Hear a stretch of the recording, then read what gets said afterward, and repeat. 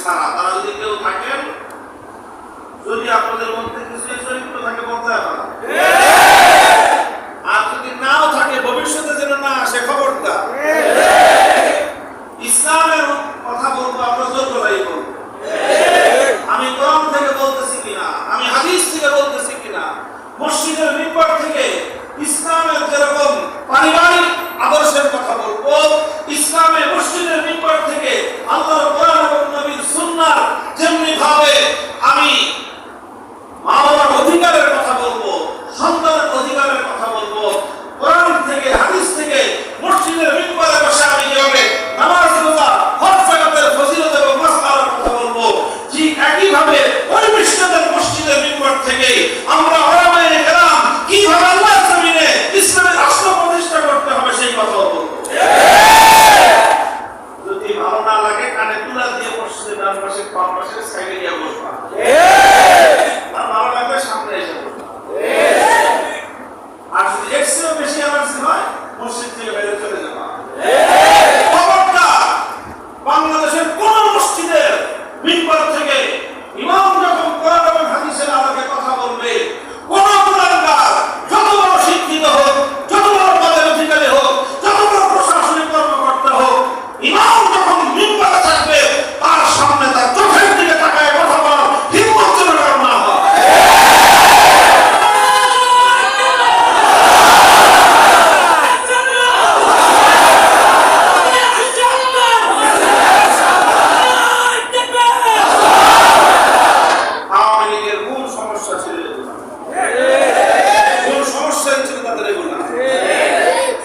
তারা মসজিদ পছন্দ করত, মসজিদের মধ্যে সুন্দর সুন্দর সাইড সিটিং এটা পছন্দ করত, মসজিদের মধ্যে এসি 10 টনের জায়গায় 15 টন হোক তারা পছন্দ করত। ইমাম একজনের জায়গায় মসজিদ 3 জন ইমাম থাক, সানি ইমাম সালেস ইমাম থাক, তারা এটার মধ্যে তাদের কোনো আপত্তি ছিল না।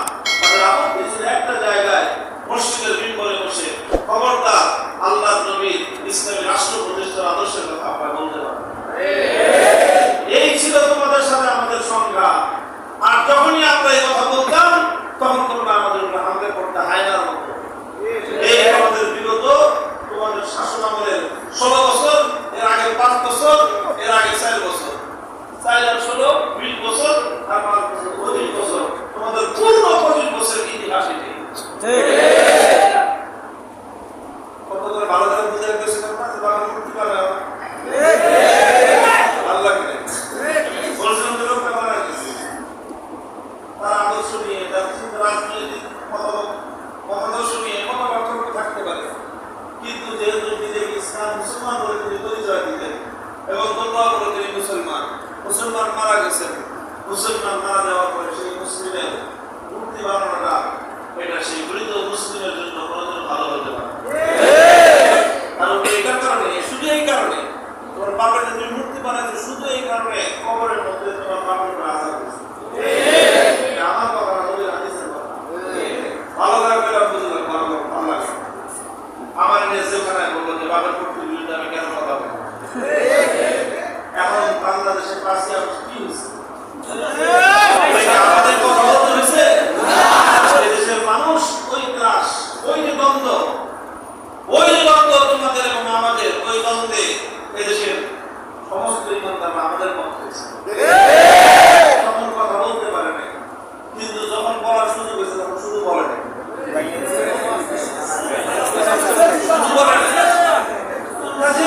ভাই এটা হলো সীমা লঙ্ঘনের পরিণাম।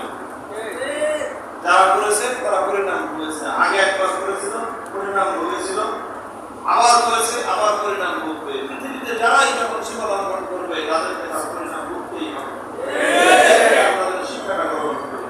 আমরা কেউ যেন সুযোগ পেয়ে, ক্ষমতা পেয়ে আত্মহারা না হয়ে যায়, কেউ যেন এরকম মনে না করি যে এই ক্ষমতা আমার জন্য চিরদিনের জন্য বন্দোবস্ত হয়ে গেছে, এরকম মনে করার কোনো কারণ নেই। যে কোনো মুহূর্তে আল্লাহ পাক রব্বুল আলামিন তুতিল মুলকা মান তাশা ওয়া তানজিউল মুলকা মিম্মান তাশা ওয়া তুইজ্জু মান তাশা ওয়া তুযিল্লু মান তাশা বিয়াদিকাল খায়রু ইন্নাকা আলা কুল্লি শাইইন কাদির। হে আল্লাহ, মালিকুল মুলক, সমস্ত রাজত্বের মালিক কে? আল্লাহ। বাংলাদেশের রাজত্বের মালিক কে? আল্লাহ। ভারতের রাজত্বের আসল মালিক কে?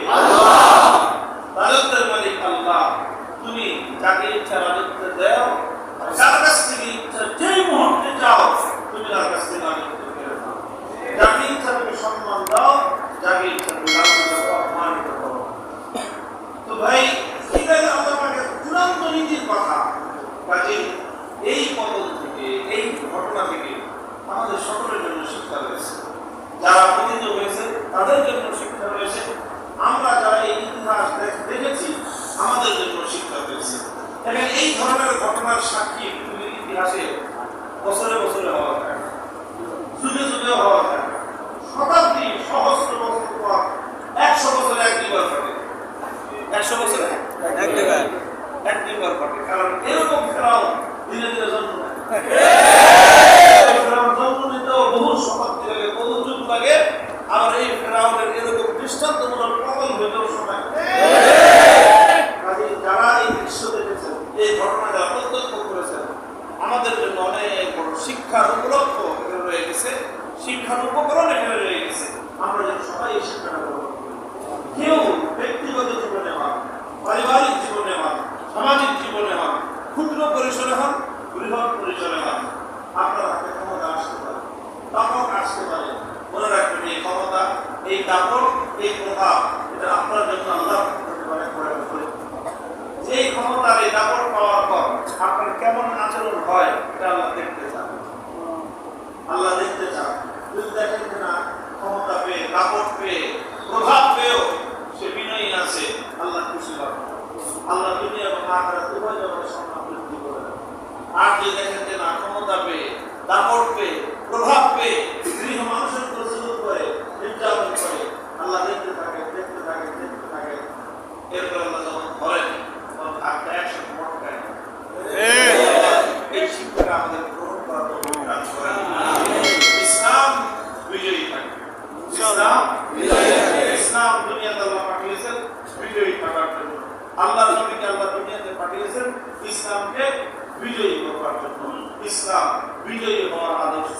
আল্লাহ আমাদের সকলকে, সকল ইমানদারদেরকে, সমস্ত মুসলমানদেরকে ইসলামের এই মৌলিক বৈশিষ্ট্য